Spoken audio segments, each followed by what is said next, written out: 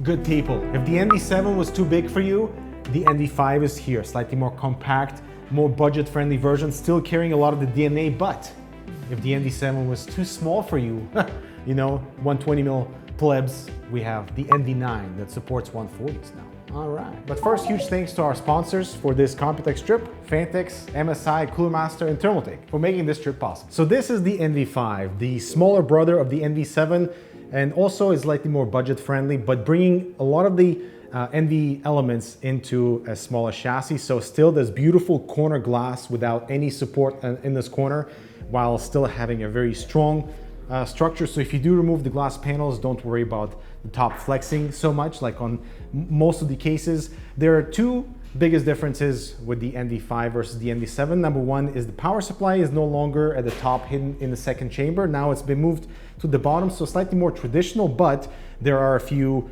interesting elements that they've added with this reconfiguration. So number one is that we can add a bottom fan for intake because we no longer have that at the front for the visual purposes, and only 120mm fans. So for a mid-tower in this category, it's still very much true to the NV form factor of only supporting 120 fans, but wait until we see the NV9 because that's a different story. So the idea is making everything look clean from all the sides. So obviously from the front, from the side, and even the back. So even though we no longer have the door that covers all the IO exit, we have slight protrusions on all the panels, giving you a little bit of that bevel. The power supply shroud has a beautiful ARGB outline, slightly thicker at the top, so it's a bit more visible at certain angles. That's by design. You can remove the front plate in order to give you access for the power supply. That, by the way, is angled at the back, as you can see, for slightly easier installations. The power supply simply just slides back into position and aligns with the holes perfectly. Thank you very much. We have some Velcro straps at the back too for cable management. And a really interesting addition at the back here is that the bottom 3 PCI slots are merged into one plate.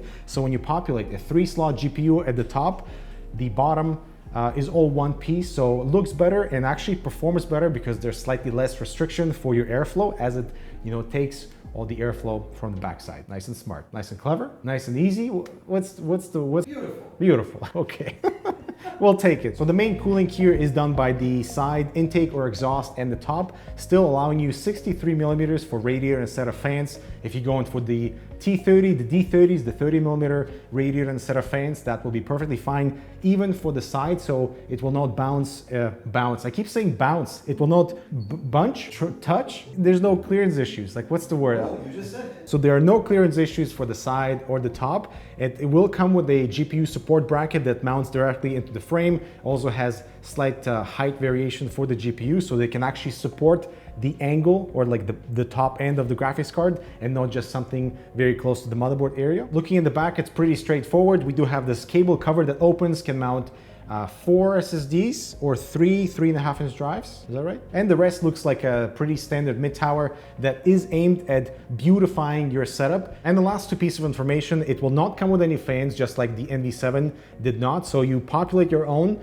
and the price is $129. So I would say, you know, fairly competitive for this market, but also providing some interesting features that are not normally found in this like fish tank type of configuration, but now with the power supply inside the main tank instead of being on a separate chamber. And the IO here is at the top, also angled. They have added a reset switch because a lot of people have requested that on the NV7. Dual USB A's, headset jack, you know, your mode and color switches for the built-in RGB, and of course USB-C. Now, before we move on to the star of the show, which is the NV9, let's talk about these really interesting accessories that are being introduced with the NV5, starting with this high-resolution Phanteks display. It's 5 inches, 1440p resolution. It is run off HDMI and micro USB at the back. So the micro USB cable will run into a SATA connection, so you can power directly within the computer case, but can also run a USB cable to the back of the motherboard if you want this thing like sitting on your desk beside you. So this high-res display, as you can see, can be mounted on the NV5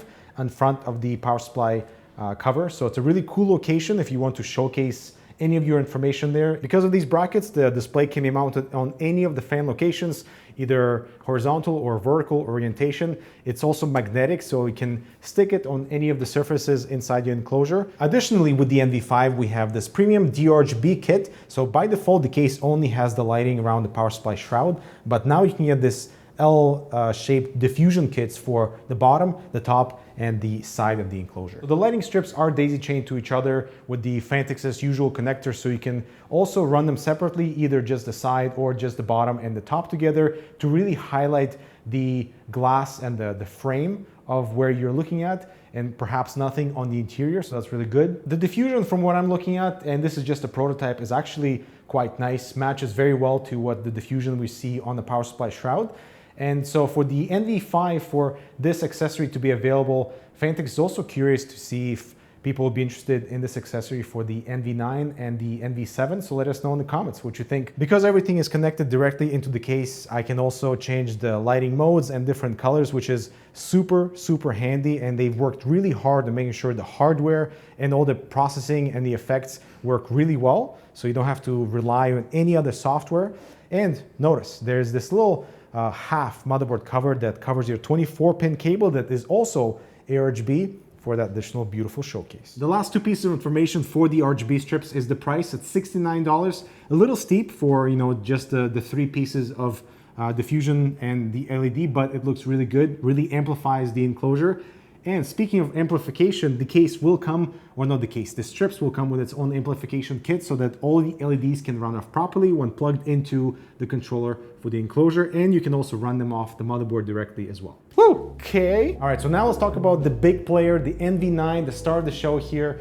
Bigger and better performance with the view, right? Like all these slogans really fit this enclosure. So everyone who found the NV7 to be slightly too small because of lack of 140mm fan support, so this thing delivers on all those promises. So even though it can support all those fans and it's slightly bigger, it doesn't feel that much bigger when they're side by side with the NV7. This thing is only 40mm taller and 20mm wider and lengthier than the NV7. So all in all, in volume, not that much bigger, but it will satisfy all those people who want the 420mm radiators and even the 480s, right? Visually, this thing resembles the NV7 perfectly in terms of that beautiful showcase of your components, and it's exactly the NV7's lineup and concept. We still have the rear door cover to hide all your cables, but there are a few interesting additions now on the back. Let's check them out. So removing the back panel, first of all, we have this now removable side bracket that was previously attached to the frame on the NV7,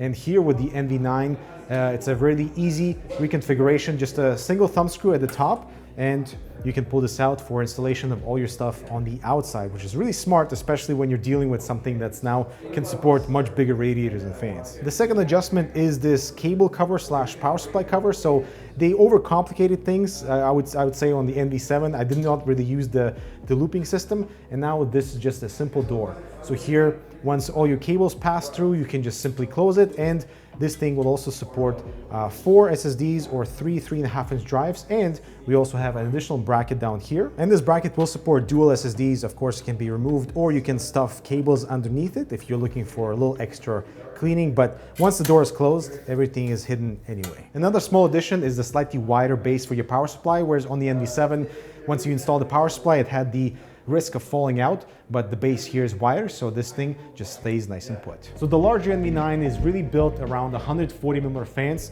That means that just like on the NV7, if you mount 3 140mm fans at the bottom and the top, they align perfectly. The same thing with the side ventilation. You can of course do dual 140s at the back, just like you could with the dual 120s on the NV7.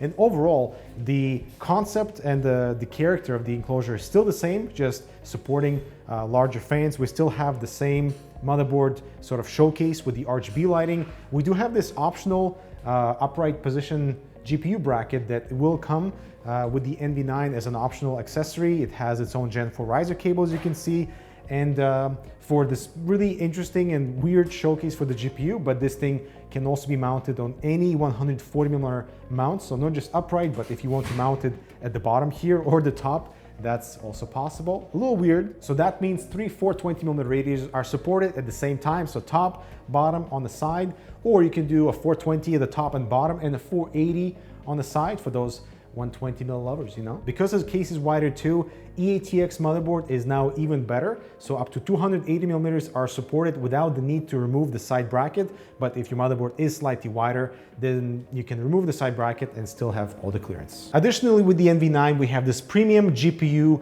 bracket that is RGB, of course, that beautiful RGB illumination at the bottom that ties in with the other illumination around the motherboard, which looks awesome. So this premium bracket is supported with 7 PCI slots at the back. It can either go on an angle, like you see here, this is 15 degrees, it can go up to 30, or you can mount it with additional support at the back with the motherboard for that totally non-saggy GPU, regardless of the size. This bracket will cost $99, and it's a universal bracket as well, so you can install it in other cases for that beautiful vertical or angled showcase. And of course, it's a Gen 4 riser cable as well. The NV9 will also come with a reset switch based on the feedback from the NV7, which is nice. And the top I/O, we have the dual mode for dual channel RGB that you can now sync together. So when it comes to changing the RGB of all the channels inside your system, they will be able to sync for easier RGB control. And that's the new NV line, the new smaller NV5, the NV9. The NV7 still is a nice middle ground, and